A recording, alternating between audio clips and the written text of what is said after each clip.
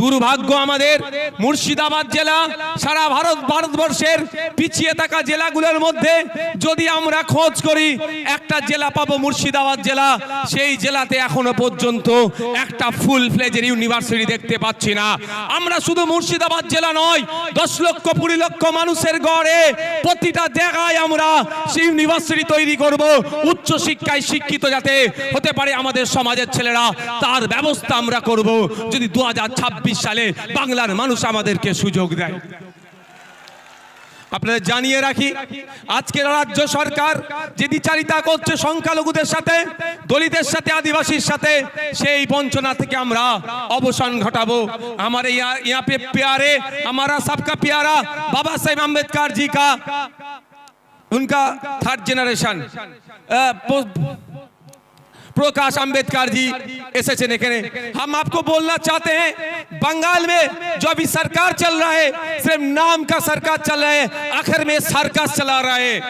क्योंकि यहाँ पे 100 पॉइंट रोस्टर के अनुसार से 22% दलित को जॉब मिलना चाहिए, लेकिन ऑफिशियल ये लोग 22% दलित को जॉब दे रहा है, लेकिन उसमें से 10% असली दलित नहीं है। फेक सर्टिफिकेट डाल के दलित का जहाँ के ये सरकार छीनना चाहते हैं। हम लोग का लड़ाई है 22% असली जो दलित है उनको जॉब मिले, वही लड़ाई हम लोगों का है। यहाँ पे 6% रिजर्वेशन है एसटी कम्युनिटी के लिए। दुख की बात है बंगाल में 1 करोड़ आदिवासी नहीं है, लेकिन 1.5 करोड़ एसटी सर्टिफिकेट प्रोवाइड किया गया है। इसका मतलब यही होता है जे 6% जो है, जब उसमें से असली जो आदिवासी है उनको नहीं मिल रहा है, उसको छोड़ के जो नॉन आदिवासी है, जो आदिवासी के जो संरक्षण है, जो रिजर्वेशन है, उसमें से वो लोग खा जा रहे हैं। तो हमारा मंच इस दिन आज यहाँ से ऐलान करना चाहते हैं, अगर हम लोग सत्ते में आएंगे 22% जो दलित के लिए जॉब है, रिजर्वेशन उनको सही से मिलेगा, 6% जो आदिवासी के हैं वो मिलेगा। साथ में रंगनाथ मिश्रा जी का जो कमीशन है, बैकवर्ड क्लास का जो माइनॉरिटी मुस्लिम है उनका जो 10% देने के लिए बोला है, हम लोग देंगे। 100টা চাকরি হলে 10টা অনগ্রসর মুসলমান চাকরি পাবে, 22টা দলিত চাকরি পাবে, 6 জন আদিবাসী পাবে প্রকৃত। এর ব্যবস্থা আমরা করব যদি 2026 সালে আমাদেরকে নিয়ে আসা হয়, আমরা করব। আমরা এই মঞ্চ থেকে কি বলছি, আমাদের অধিকার পরিযায়ী শ্রমিকের অধিকার, ইন্টার স্টেট মাইগ্রেন্ট লেবারস অ্যাক্ট 1979 কেন্দ্র সরকারের আইন। এই মাইগ্রেন্ট লেবারদের এই যারা নানান রকম অত্যাচার অনাচার হচ্ছে এইগুলো বন্ধের জন্য। কিন্তু দুর্ভাগ্য আজকে এখানে যারা উপস্থিত হয়েছেন, মুর্শিদাবাদ, মালদা, দিনাজপুর রাজ্যের বিভিন্ন জায়গা থেকে এসেছেন, যাদের অনেকের বাড়ির লেবার ছেলেরা মাইগ্রেন্ট লেবার হয়ে ভিন্ন রাজ্যে কাজ করছেন, আপনাদেরকে জানানো হয় interstate migrant labour act 1979টা কি, ওখানে প্রত্যেকটা যে মাইগ্রেন্ট লেবার আছে তার অধিকার সুরক্ষিত আছে। কিন্তু দুর্ভাগ্য আমাদের ওই আইন বইয়ের পাতাতে সুরক্ষিত আছে, বাস্তবে কিন্তু আমার শ্রমিকরা সুরক্ষিত নয়। তাই আপনাদের বলবো, যদি আপনারা আমাদেরকে সুযোগ দেন 2026-এর জন্য, শুধু আপনারা নয়, আপনারা আজকে বাড়ি যাবেন, বাড়ি গিয়ে মহল্লাতে, ক্লাবে, মাঠে, ময়দানে, হাটে বাজারে, যে বাসে ঘাটে যেখানেই যাবেন, একটাই কথা যে আইএসএফ কে এবার সুযোগ দেওয়া হোক। আইএসএফ এই চোর ডাকাত গুন্ডা মস্তান গুলোকে সরিয়ে দিয়ে সুষ্ঠু সমাজ ব্যবস্থা নিয়ে আসবে। যে এই সমাজ ব্যবস্থায় সরকারি কর্মচারীরা তার হকের দিয়ে পাবে কেন্দ্রীয় সমাহারে, যে সমাজ ব্যবস্থায় শূন্য পদগুলো পূরণ হবে, বেকারত্ব দূরে সরানো হবে, যেই সমাজ ব্যবস্থায় আনিসের বিচার হবে, তামান্নার বিচার হবে, তিলোত্তমার বিচার হবে, যে সমাজ ব্যবস্থায় নারীরা তার অধিকার পাবে, যে সমাজ ব্যবস্থায় কৃষক তার উৎপাদিত ফসলের দাম পাবে, যে সমাজ ব্যবস্থায় আমি আপনি মেহনত করছি, আমার আপনার শ্রমের মূল্যায়ন হচ্ছে না, এই শ্রমের মূল্যায়ন হবে, মিনিমাম ওয়েজেসটা আমরা বাড়াবার ব্যবস্থা করব। যে এই সমাজ ব্যবস্থায় নারীদের হাতে শুধু 1000-1200 টাকা তুলে দেওয়া নয়, নারীদেরকে ক্ষমতায়ন করতে গেলে আমরা মনে করি কম করে 5000 টাকার ব্যবস্থা করতে হবে। সেই সমাজ ব্যবস্থা আমরা নিয়ে আসবো। তবে হ্যাঁ, 5,000 টাকা দেওয়ার সাথে সাথে রাজ্য কিছু কাজ বুঝে নেবে। এই সুষ্ঠু সমাজ ব্যবস্থা আনবো, যেখানে বর্ণগত, জাতিগত, ধর্মগত, নারী পুরুষের কোনো ভেদাভেদ থাকবে না, যেখানে সবাই আমরা মানুষ, আমাদের সামাজিক পরিচয় আমরা যেটা সেটা নিয়ে মাথা তুলে বেঁচে থাকবো। সেই সমাজ ব্যবস্থা নিয়ে আসবো। বাংলার মানুষ যদি 2026 লোক বিধানসভা নির্বাচনে আমাদেরকে সুযোগ দেয়, তবে আপনাদের উপস্থিতি প্রমাণ করে দিচ্ছে যে বাংলার অলিতে গলিতে ইন্ডিয়ান সেকুলার ফ্রন্টের যে জয় জয়কার হবে, সেটার আপনাদের উপস্থিতি আছে কিন্তু প্রমাণ করে দিচ্ছে। আপনারা মাঠে যারা আছেন, আপনারা হয়তো বাইরে যেতে পারছেন না। আমি তো একটার পরে এখানে এসেছি, আমি বাইরের অবস্থাটাও একটু ঘুরে ঘুরে দেখছিলাম। আপনারা এখানে যে রকম মানুষ আছেন, এর কয়েক গুণ বেশি মানুষ বাইরে শুধু ঘুরছে, জায়গা পাচ্ছে না বলে। আপনাদের ঘোষণা অনুযায়ী আমি গত বছর ঘোষণা দিয়েছিলাম, আমরা বলেছিলাম আমরা চেষ্টা করব কলকাতায় ব্রিগেডে করা, কিন্তু আমরা যখন অ্যাপ্লিকেশন করেছি আমাদেরকে জানানো হয়েছে এই সময় এই আর্মিদের কোনো একটা ট্রেনিং চলছে, সেই মার্চ মাস পর্যন্ত ব্রিগেড ময়দান দেওয়া যাবে না। সুতরাং আমরা সেখানে ওই জন্য বুক করতে পারিনি, ফলে আমরা এখানে বুক করেছি। তবে আপনারা সাথ দিলে শুধু ভাঙড় থেকে নয়, রাজ্যের বিভিন্ন প্রান্ত থেকে 2026 বিধানসভায় ডবল ডিজিটের বিধায়ক ইন্ডিয়ান সেকুলার ফ্রন্ট পাচ্ছে। তারপরে আমরা আশা করব, এবং আর্মিদের ট্রেনিং কখন আছে সেটাও প্রয়োজনে দেখে নেব। তার ট্রেনিং এর ফাঁকে বা ট্রেনিং এর পরেই আপনাদের সাথ নিয়ে আবার আপনাদেরকে নিয়ে কলকাতায় আমরা ব্রিগেড ময়দান ভরাবো অধিকারের জন্য। বন্ধুগণ, আজকের এই অধিকার সবাই বিভিন্ন বিষয় ছিল, অনেকে চর্চা করেছে। আমি টু দা পয়েন্ট এসআইআর নিয়ে একটু বলতে চাই। আপনারা কারা শুনতে চান একটু হাত তুলে দেখান তো। এটা হাতটা তুলে রাখুন, হাতটা একটু তুলে রাখবেন। অসুবিধা হচ্ছে না তো কারো? অসুবিধা হচ্ছে না তো? ইভিএম মেশিনের সামনে গিয়ে খাম চিহ্নটা দেখবো, আর যেখানে খাম চিহ্ন থাকবে না আমাদের নেতৃত্বরা যেটা বলবেন সেখানে আমরা অন্য কোন বুদামে হাত দেওয়ার দরকার নাই। আমি এসআইআর নিয়ে গুটি কয়েক কথা বলবো বলে আমি বক্তব্য শেষ করে দেবো। আমি কথা দিয়েছিলাম শীতকালের বেলা সকাল সকাল আসুন, সকাল সকাল ছেড়ে দেবো, কথা দিয়েছিলাম তো। আমি আপনাদের এসআইআর নিয়ে বলছি, এই একদম মাথায় ঢুকিয়ে নিন। এই এসআইআর যে সমস্যা তৈরি হয়েছে, এই সমস্যা তৈরির পেছনে দুটো রাজনৈতিক দল সম্পূর্ণভাবে দায়ী। তৃণমূল বিজেপি মিলে এসআইআর নামক সমস্যাটাকে তৈরি করছে ইলেকশন কমিশন অফ ইন্ডিয়াকে সামনে রেখে। তাই আমাদের যেভাবে অহেতুক হয়রানি পেরেশানি করা হচ্ছে, এর জবাব আমরা ইভিএম মেশিনে গিয়ে এই তৃণমূল আর বিজেপির বিরুদ্ধে আমরা দিয়ে দেব।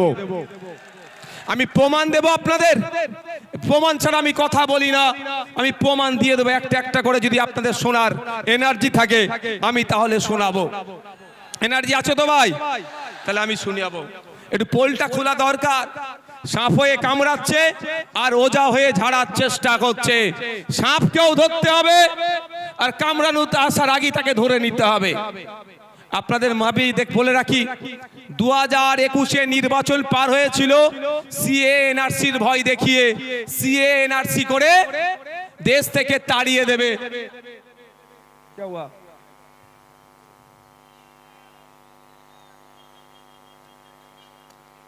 সংগ্রামী যৌথ মঞ্চে যে মঞ্চ আছে তার উপরে ছেলেরা উঠে গেছে। না ভাই যাও ভাই, এই উপরে যারা উঠেছো না ভাই যাও, একদম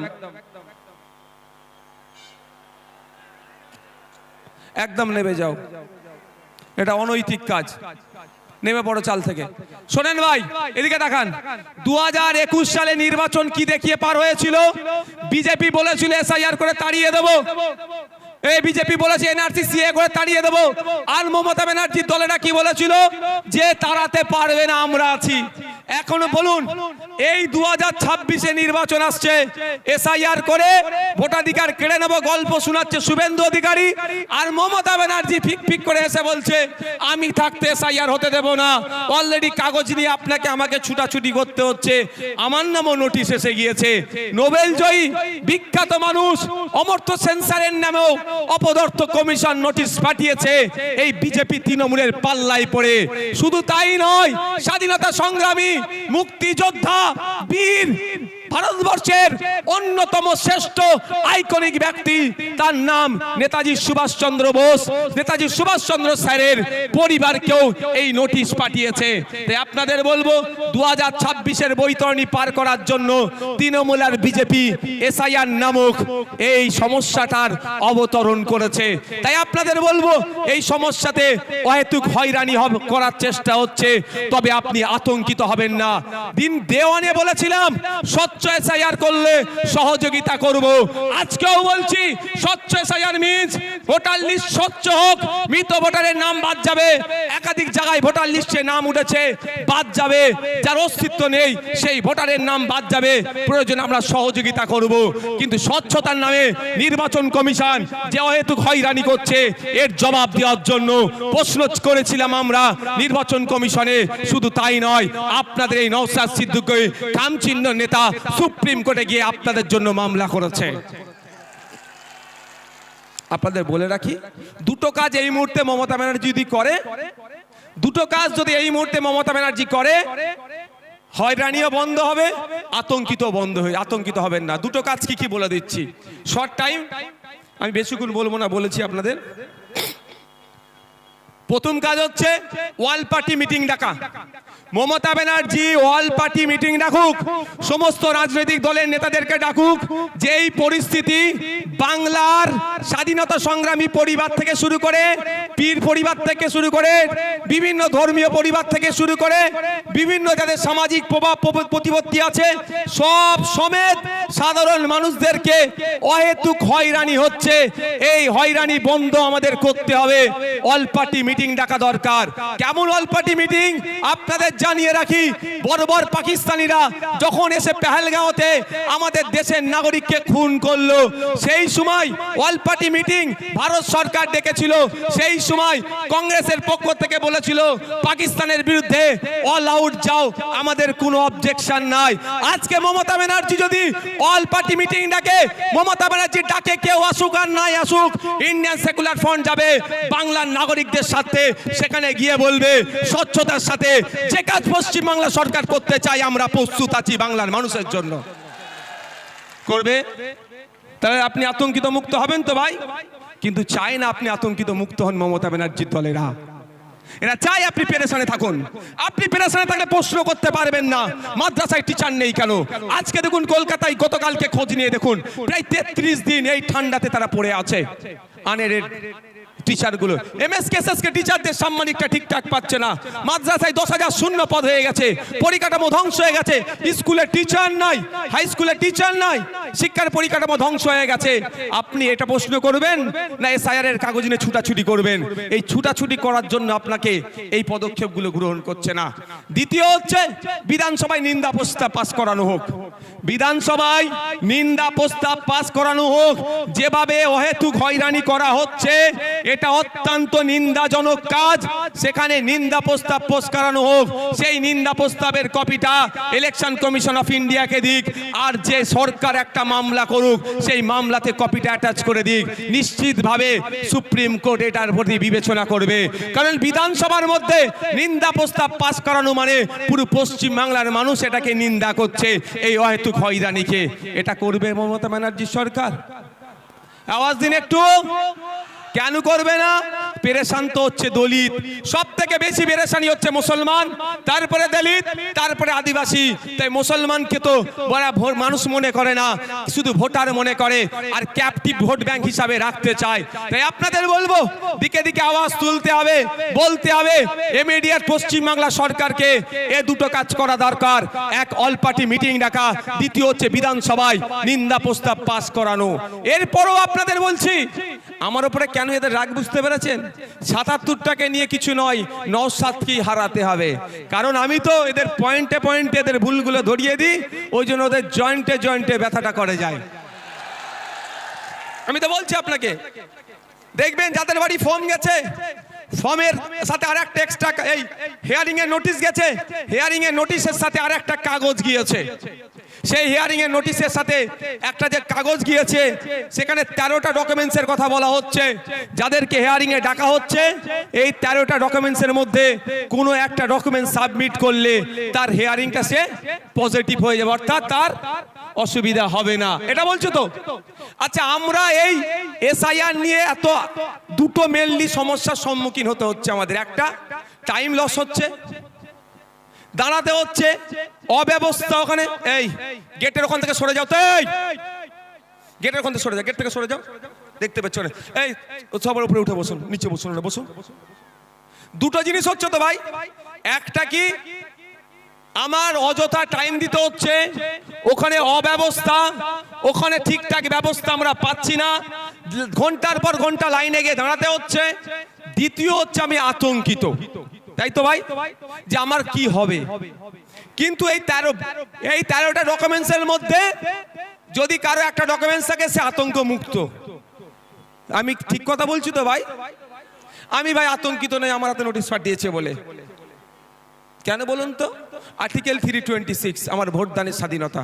18 বছরের ঊর্ধ্বে হলে আমি ভোট দিতে পারবো, আমি ভারতীয় নাগরিক, আমার এটা কেউ কেড়ে নিতে পারবে না। কারো আশীর্বাদে যেমন কেউ অন্যায়ভাবে রাখতে পারবে না, কারো অভিশাপে কেউ অন্যায়ভাবে কেড়ে নিতে পারবে না। যাক, আমি আপনাদের বলি, এই নোটিশের 6 নম্বর পয়েন্টটা দেখুন কি লেখা আছে। 6 নম্বর বলা হচ্ছে, রাজ্যের উপযুক্ত কর্তৃপক্ষ প্রদত্ত স্থায়ী বসবাসের প্রমাণপত্র বা শংসাপত্র, অর্থাৎ পশ্চিমবাংলা সরকার তার কর্তৃপক্ষকে দিয়ে আপনার হাতে যদি রেসিডেন্স সার্টিফিকেট তুলে দেয়, তাহলে আপনি হিয়ারিং এর নোটিশে গিয়ে ওটা দিলেই আপনি হিয়ারিং, আপনার কোনো আর চিন্তার কারণ থাকবে না। কিন্তু সরকার একবারও এটা দেবে বলেছে?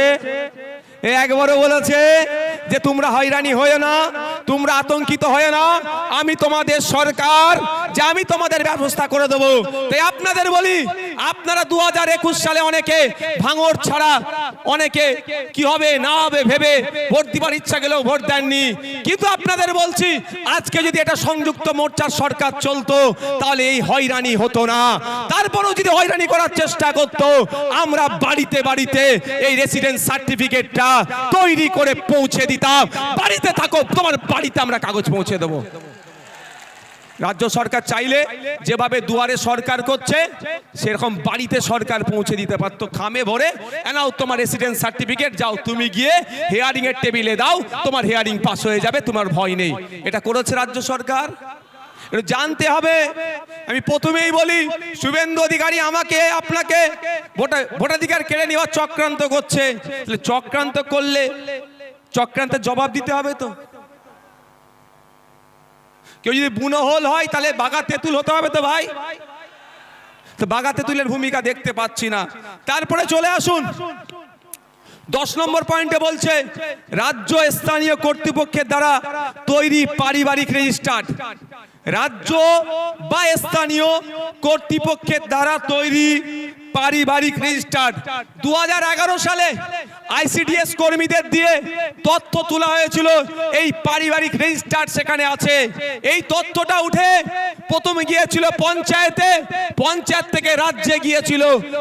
তাহলে আপনারা বলুন, এই তথ্যটা অলরেডি প্রতিটা পঞ্চায়েতে আছে। এই 10 নম্বর পয়েন্টটা যেটা চেয়েছে এর উত্তর, অর্থাৎ এই যে কাগজ চেয়েছে এই কাগজটা প্রতিটা পঞ্চায়েতে আছে। রাজ্য সরকার 2023 পঞ্চায়েত নির্বাচনে একছত্র ভোট লুট করেছে। সেই ভোট লুট করতে গিয়ে আমরা আমাদের ভাঙড়ের 3 ভাইকে হারিয়েছি, শহীদ মহিউদ্দিন, শহীদ হাসান, শহীদ রেজাউল গাজী, 3 জনকে হারিয়েছি। শুধু নয়, সারা রাজ্যে আমাদের কর্মীদের অত্যাচার করে, তারা অবৈধ পন্থা অবলম্বন করে আজকে তারা পঞ্চায়েতের ক্ষমতায় বসে আছে, পঞ্চায়েত চালাচ্ছে। সেই পঞ্চায়েতের মাধ্যমেই যদি প্রতিটা বাড়িতে বাড়িতে এই তথ্যটা 10 নম্বর যে পয়েন্ট আছে পারিবারিক রেজিস্টার যদি পৌঁছে দেয়, ওটা নিয়ে আপনি যখনই হিয়ারিং এর টেবিলে যাবেন আপনাকে অফিসার আর কিছু দ্বিতীয় প্রশ্ন করার সুযোগ পাবে না, ওটা জমা দেবেন। জমা দেওয়ার পরে আপনার হিয়ারিং কমপ্লিট হয়ে যাবে। তাহলে আতঙ্ক মুক্ত হবে না ভাই? তো রাজ্য সরকার চাইলে আপনার আতঙ্ক মুক্ত করতে পারে এই দুটো ডকুমেন্টস দিয়ে, কিন্তু রাজ্য সরকার তো আতঙ্ক মুক্ত চাইছে না। যদি আতঙ্ক মুক্ত চাইতো, কুরআন শরীফকে নিয়ে যে অসীম সরকার কুভাষায় কথা বলেছে তাকে ধরে এতক্ষণ জেলের মধ্যে রাখতো, পুলিশ সুমোটো করতো, তার বিরুদ্ধে ব্যবস্থা নিয়ে এত দূরের কথা প্রায় 900 মতো অভিযোগ জমা পড়েছে, এখনো একটাও এফআইআর হিসাবে ট্রিট করেনি এই রাজ্য সরকার। তার মানে বোঝা যাচ্ছে আপনাকে আমাকে কি নজরে দেখে। তবে রাজ্য সরকার এফআইআর হিসাবে ট্রিট করেনি বলে ভাঙড়ের বিধায়ক নওশাদ সিদ্দিকী চুপ থাকবে না। আমি কোর্টে যাচ্ছি 156 সাবক্লাস 3 দিয়ে আমি কোর্ট থেকে মামলা করছি অসীম সরকারের বিরুদ্ধে। কিন্তু প্রশ্ন এটা, আপনারা বাংলার মানুষ, সংখ্যাগরিষ্ঠ মানুষ ভোট দিয়ে সরকার তৈরি করলো, আবার সংখ্যাগরিষ্ঠ মানুষকে রাস্তায় নামতে হবে কেন আমার এসআইআর এর বাঁচানোর জন্য? তাহলে সরকারের কাজটা কি? আমি সরকার তৈরি করেছি, আমার বিপদে আপদে, আমার সুবিধা অসুবিধাতে আমার পাশে থাকবে, তার পরিবর্তে আমাকে আরো ঠেলে দিচ্ছে বিপদের দিকে। তাই আপনাদের বলবো, আসলেই কি তৃণমূল কংগ্রেস এসআইআর থেকে আপনাদের নিস্তার দেবে মনে হচ্ছে? ওয়াকাফ খেয়েছে জানেন তো নাকি? ওয়াকাফটা যেমন আমি আছি হবে না, আমি থাকতে হবে না, টুক করে রাত্রে কি বললো? ওয়াকাফ মেনে নিল, এটাও মিলিয়ে নেবেন। এসআইআর উনি বেঁচে থাকতে হবেন না বলছেন, বলতে বলতে শেষ দিন আপনাকে তো ডুবিয়ে দিতে পারে। তাই বলছি আপনাদের, আপনার লড়াই আপনাকে লড়ে নিতে হবে, আমার লড়াই আমাদেরকে লড়ে নিতে হবে। তাই ওদের কথা, মমতা ব্যানার্জির কথাই ভরসা করে লাভ হবে না, আমাদেরকে আওয়াজ তুলতে হবে যে ইমিডিয়েট যে পঞ্চায়েতে পারিবারিক রেজিস্টার যে সার্টিফিকেট আছে সেইগুলো যাদের নামে হেয়ারিং এসছে, তাই hearing already supreme court order দিয়েছে, যাদেরকে হেয়ারিং ইস্যু করা হচ্ছে তাদের লিস্ট কি করো, পাবলিশ করো। সেই লিস্ট দেখে দেখে পঞ্চায়েতেই পাবলিশ করার কথা বলা হয়েছে, প্রতিটা পঞ্চায়েতে সেই লিস্ট দেখে পাবলিশ করে আমাকে পাবলিশ যেটা হবে আমার বাড়িতে কাগজ পৌঁছে দেওয়া হোক। এই আওয়াজটা আমরা তুলবো তো নাকি গো? তুলতে হবে তো নাকি? ঝিম মেরে গেলে হবে? আর 5 মিনিট বলবো, অসুবিধা আছে? আর এনার্জি আছে? কাদের এনার্জি আছে আর একবার দেখি তো। এনার্জি আছে তো? এনার্জি আছে তো? ফুল এনার্জি আছে? আর 5 মিনিট বলবো। মমতা ব্যানার্জি এই মুহূর্তে পশ্চিম বাংলার মুসলমানদেরকে সবথেকে বড় যে অভিশাপটা দিয়েছে তার নাম হচ্ছে ওবিসি নতুন সার্টিফিকেট। মমতা ব্যানার্জি প্রতিনিয়ত, তার দল বাদশাহী প্রতিনিয়ত মুসলমান দলিত আদিবাসীদেরকে এক একটা করে অভিশাপ উপহার দেয়। তাই মুসলমান এখন সবথেকে বড় অভিশাপ যেটা পেয়েছে সেটার নাম হচ্ছে ওবিসি সার্টিফিকেট। এই ওবিসি সার্টিফিকেট নাম কা অস্তে থাকবে, ছিঁড়ে ফেলে দেওয়া, বাড়িতে রেখে দেওয়া আর সার্টিফিকেট রাখা একই হবে। কারণ কলে কৌশলে মুসলমানদের শুধু নাম কাস্তে সার্টিফিকেটটা রাখতে চাইছে। যেভাবে মেসিকে দেখতে আসলো, টিকিট কাটলো, বাড়িতে ঢুকলো, তারপরে কি হলো, আপনার স্টেডিয়ামে ঢুকলো, মেসিকে দেখতে পেল না, আপনার হাতে সার্টিফিকেট থাকবে, ফর্ম ফিল আপ করবেন, পরীক্ষায় বসবেন, রিটেনে পাস করবেন, ভাইভাতে গিয়ে ভাইবার পরে যখন লিস্ট বার হবে আপনি সংরক্ষিত কোটায় আর চাকরি পাবেন না। এই গেঁড়া কলটা মমতা ব্যানার্জি সরকার করেছে, তৃণমূলের সরকার করেছে। তাই আপনাদের বলবো এর বিরুদ্ধে আমাদের লড়াই করতে হবে। আমাদের লড়াই ফেক এসটি সার্টিফিকেটের বিরুদ্ধে। প্রকৃত যিনি দলিত সে চাকরি পাচ্ছে না, প্রকৃত যিনি আদিবাসী সে চাকরি পাচ্ছে না, প্রকৃত যে অনগ্রসর শ্রেণীর মুসলমান সে চাকরি পাচ্ছে না। এর বিরুদ্ধে আমাদের লড়াই। যারা প্রকৃত অর্থে চাকরির প্রয়োজন, উচ্চ শিক্ষায় সংরক্ষণের প্রয়োজন, তাদেরকে ক্ষমতায় নিয়ে আসতে হবে। তাই আপনাদের বার্তা দিচ্ছি, আপনারা যদি আমাদের সুযোগ দেন আমরা নিয়ে আসবো। তবে একটা কথা বলি, মমতা ব্যানার্জির বিশ্বাস হচ্ছে না আমার তিনি এসআইআর এর বিরুদ্ধে সত্যিকারের লড়াই করবেন।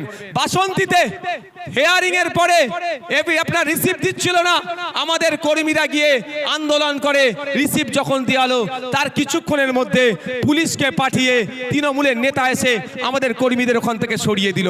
এটা মানে কি? রিসিপ্ট দেওয়া তো ভালো কথা, তারপরে খবর পেলাম আর রিসিপ্ট দিচ্ছে না। তাহলে এই যে চক্রান্ত বিজেপি করছে সেই চক্রান্তের সাথে কিন্তু তৃণমূলও একইভাবে যুক্ত আছে। তাই এই চক্রান্তের জবাব আমাদেরকে গণতান্ত্রিক প্রক্রিয়া দিতে হবে। গতকালকে দেখছিলাম সিপিএম এর এক সিনিয়র লিডারের মেরে মুখ টুক ফাটিয়ে দিয়েছে। অভিযোগটা কি, তার অপরাধটা কি, যে এসআইআর এর নামে যে অহেতুক নাগরিক হয়রানি হচ্ছে এর বন্ধের জন্য ডেপুটেশন দিতে গিয়েছিল। তাহলে নাগরিক হয়রানি বন্ধের জন্য ডেপুটেশন দিলে যদি অহেতুক পেরেশানি করে, এই তৃণমূল যদি আক্রমণ করে, প্রকৃত অর্থে তৃণমূল কি এর বিরুদ্ধে আছে? আজকের প্রোগ্রাম আমরা এবার একদম শেষের দিকে এসেছি, আমরা শেষ করব। শেষ করতে আগে আপনারা আস্তে আস্তে বিদায় নেন, যেতে যেতে মাইকের আওয়াজ পাবেন। আচ্ছা।